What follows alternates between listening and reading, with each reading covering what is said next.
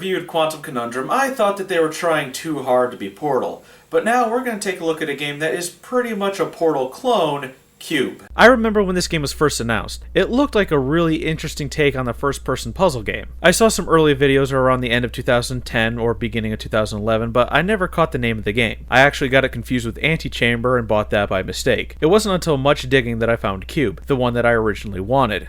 I bought this game on the Steam summer sale when it was on sale for $2.50, and I'm glad that I got it at that price because $10 is way overpriced for what you get. There were things that were cut, and I question if it was a good idea to cut them because they were a lot of Portal elements. During development, there was a story that would have been explained through a female voice that was an artificial intelligent computer. The game was already being compared to the Portal games, and the only reason why I haven't fully stamped it with a Portal clone moniker is because they dropped that idea. When it comes to first-person puzzle games, we don't need a voice barking at us over a loudspeaker while trying to make us laugh. That's one of the reasons why I didn't like Quantum Conundrum. Yeah, they got John Delancey to voice Professor Quadrangle, but I felt that the dialogue was weak and not funny. He commented on being in a dimension where lost cell phones go.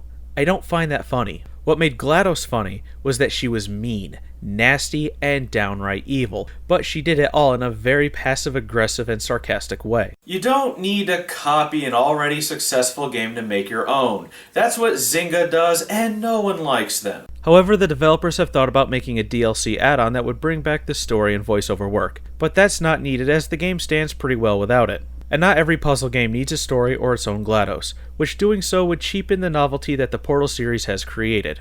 The controls are really simple. AWSD will move you, you'll look around with a mouse, and the left mouse button will activate a cube, and the right mouse button will put it back to its original position. The game is only on PC and Wii U, so you're not going to find it anywhere else, and honestly, I'm not surprised. This game flew under the radar, and it is pretty underwhelming. These are some of the easiest puzzles I've ever solved. I completed the game in about 2 hours, and I don't think that warrants the original $10 price tag. When you enter a room, you can see that the path is already laid out for you. The rooms are white and the cubes that you'll use are colored, and it's just a matter of extending them out and jumping across them, making the puzzles pretty brainless. The only puzzles that required some thought were the ones where you could rotate certain areas of the room. When you reach the halfway point, you get puzzles that are in the dark, and these aren't any more difficult, but are just annoying. You're in a dark room and presented with various power switches. Activating a power switch will allow you to use blocks of that color, and only that color. These are tedious puzzles because of the constant switch activating. Did I mention that I only paid $2.50 for this game? Because I don't think I've stressed that enough. I rarely factor in price when I review a game because I usually get my entertainment value equal to my dollar.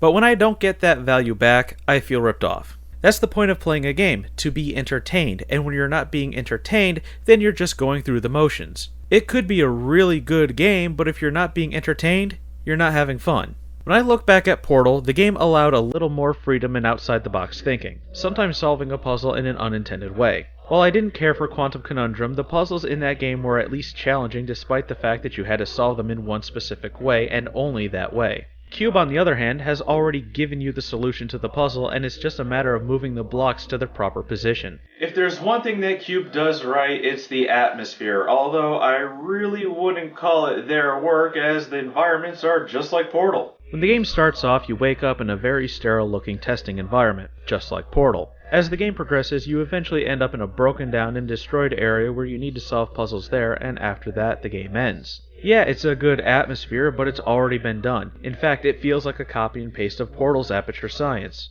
It's obvious that they drew inspiration from Portal, but they drew too much that it feels like they almost completely copied it. You're given a device that you use to navigate through the test chambers. The chambers are sterile and pristine until you go into the underbelly where they're destroyed, and you're the only person inside this empty and automated facility. Q.U.B.E would be better if it was its own game instead of trying to be Portal. It's decent and has a lot of potential, but I don't think we're going to see a sequel to this.